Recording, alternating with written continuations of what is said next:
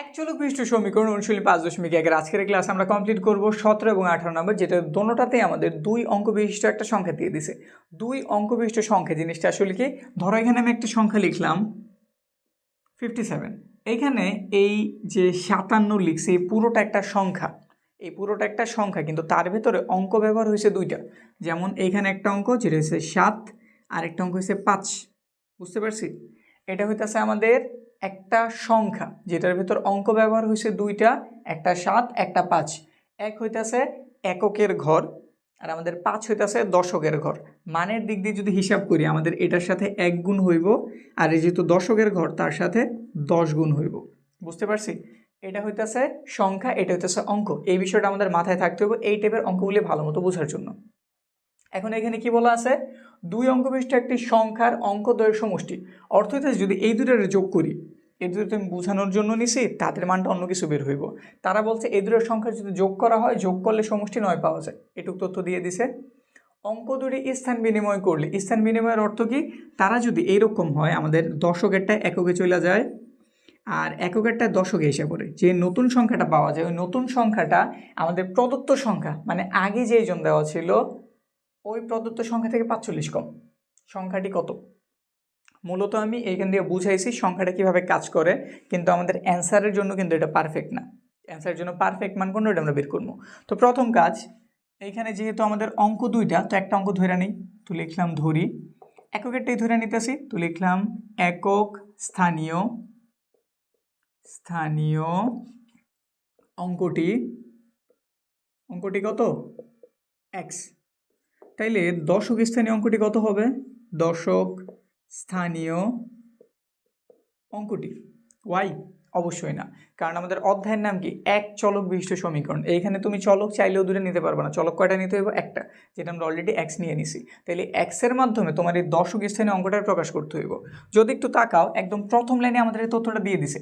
তারা বইলেই দিছে দুই অঙ্ক বিশিষ্ট একটি সংখ্যার অঙ্কদ্বয়ের সমষ্টি 9, মানে এই দুটার যোগফল কত? 9। এই দুটার যোগফল কত? 9। তো বুঝাই যেতেছে দুইটা সংখ্যার যোগফল তুমি 9 জানো, তার ভেতর থেকে একটা সংখ্যা তুমি অলরেডি জানো। তাহলে আরেকটা সংখ্যা কেমনে বের করবো? দুইজনের যোগফল 9। কোনোভাবে তুমি একটার মান ধরো 6 জানছো, তাহলে আরেকটার মান কত? 3। বুঝতে পারছি? তো কিভাবে বের করতে হইব? সমষ্টি থেকে জাস্ট এটারে বাদ দিয়ে দিবা। সমষ্টি ছিল 9, 9 থেকে আমি একক স্থানীয়টারে বাদ দিয়ে দিলাম, তাইলে এই দশকটারে পাওয়া যাব। এটা আমাদের দশক স্থানীয় অঙ্ক, এটা আমাদের একক স্থানীয় অঙ্ক। তাহলে সংখ্যাটা কত? সুতরাং সংখ্যাটি, এবার সংখ্যাটি বের করতেছি। সংখ্যা বের করার জন্য এইদিকে তাকাও, আবার এটার হেল্প নিতেছি। একক স্থানীয় অঙ্কের সাথে 1 গুণ হয়, আর দশক স্থানীয় অঙ্কের সাথে কত গুণ হয়? 10। যেমন এইখানে 7 একে 7 হয়েছে, 5 10 50 হয়েছে, যোগ করলে কিন্তু 57, মানে আগের সংখ্যাটা ফিরে পাওয়া যায়। তো এখানেও সেম কাজ করতে হইব। একক স্থানীয়টার সাথে 1 গুণ করবা, দশক স্থানীয়র সাথে 10 গুণ করবা। তাহলে এটা দশক স্থানীয়, তার সাথে কত গুণ করলাম? 10। যোগ এটা একক স্থানীয়, তার সাথে কত গুণ করতেছি? 1 গুণ এক্স। একটু সমাধান করি, মানে একটু সরল আকারে লিখতে চাইতেছি। 9 10 90, 10-এর সাথে এক্স গুণ হইল 10x, প্লাসের একটা এক্স হইব। এখানে 90 হইল, 90 থেকে এখানে মাইনাসের 10টা, প্লাসের একটা, মাইনাসের 9টা এক্স রইল। আমরা জানছি এটা আমাদের সংখ্যা। এবার তারা আরেকটা সংখ্যার তথ্য দিয়ে দিছে, অঙ্ক দুটো স্থান বিনিময় করলে যে সংখ্যা পাওয়া যায়। তাহলে নতুন সংখ্যাটা বের করি। শর্ত মতে নতুন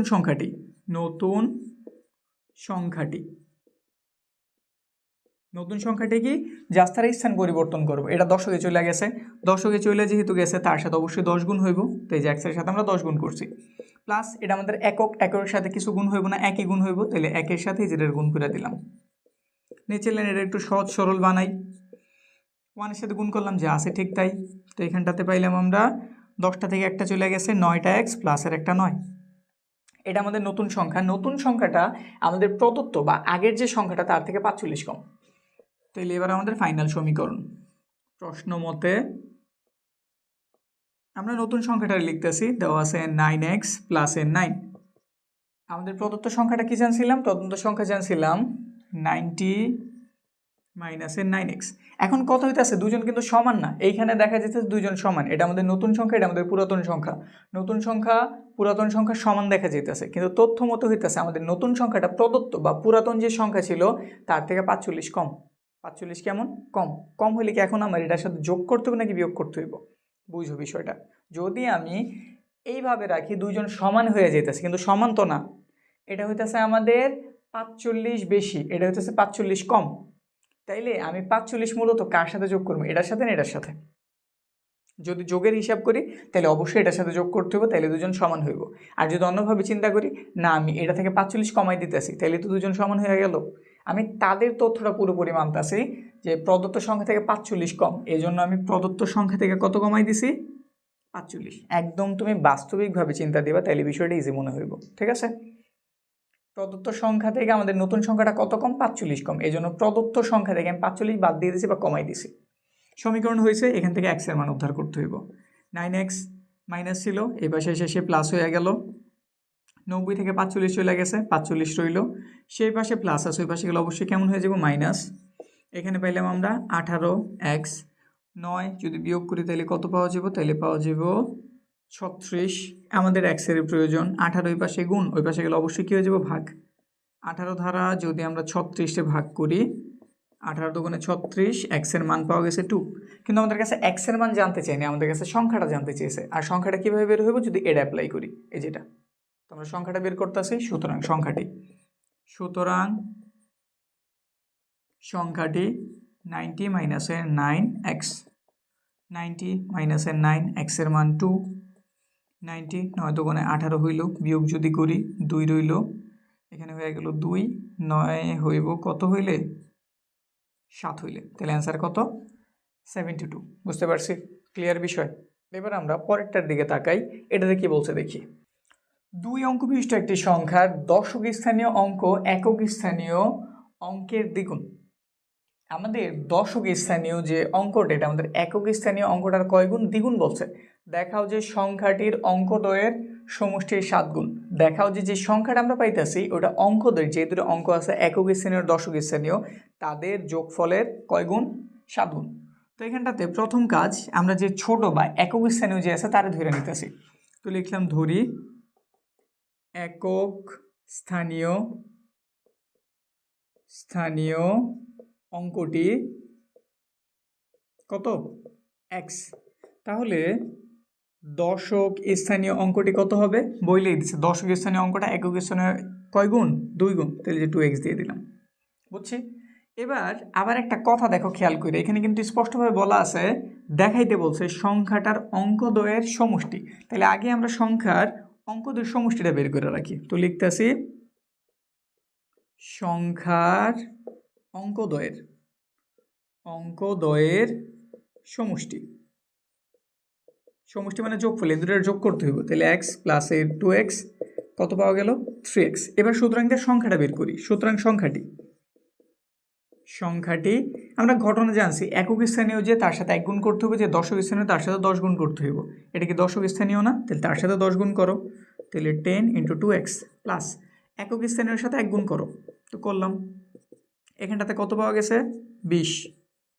এখানটাতে x যোগ করলে কত পাওয়া গেল, 21x। কিন্তু একটু উপরের দিকে তাকাও, আমাদের 3x মানে কি, সংখ্যার অঙ্কদের সমষ্টি না? তো এখানে একটু 3x আকারে যদি আমি ভাঙাই, সাথে কত থেকে যায়, 7 থেকে যায় না? তো একটা কাজ করি, 7টার আমরা সামনেই লিখে দিই নাকি, 7 আর এই 3, এটা মানে কি, এটা মানে হইতেছে সংখ্যার অঙ্কদের সমষ্টি ইন্টু সংখ্যার অঙ্কদ্বয়ের সমষ্টি।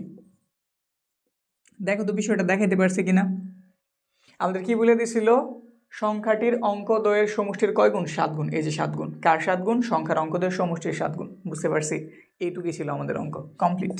তো এর আগের সমাধানগুলি বা পরের সমাধানগুলি যদি পাইতে চাও আমাদের কোর্সে ভর্তি হতে পারো, যেখানে তুমি গণিতে যা যা প্রয়োজন একটা ভালো রেজাল্ট করার জন্য, এবার তুমি গণিতে যত দুর্বলই হও, আমাদের সব কিছু আছে এই কোর্সটাতে। তো যদি কোর্সে ভর্তি হতে চাও ডিসক্রিপশনে যাও, আমাদের অ্যাডমিশন ফর্ম দেওয়া আছে। আর কিছু জিজ্ঞেস করার থাকলে আমাদের হোয়াটসঅ্যাপ নাম্বারটাও দেওয়া আছে। তো আজকের ক্লাসে এই পর্যন্ত, সামনের ক্লাসে দেখা হইতেছে।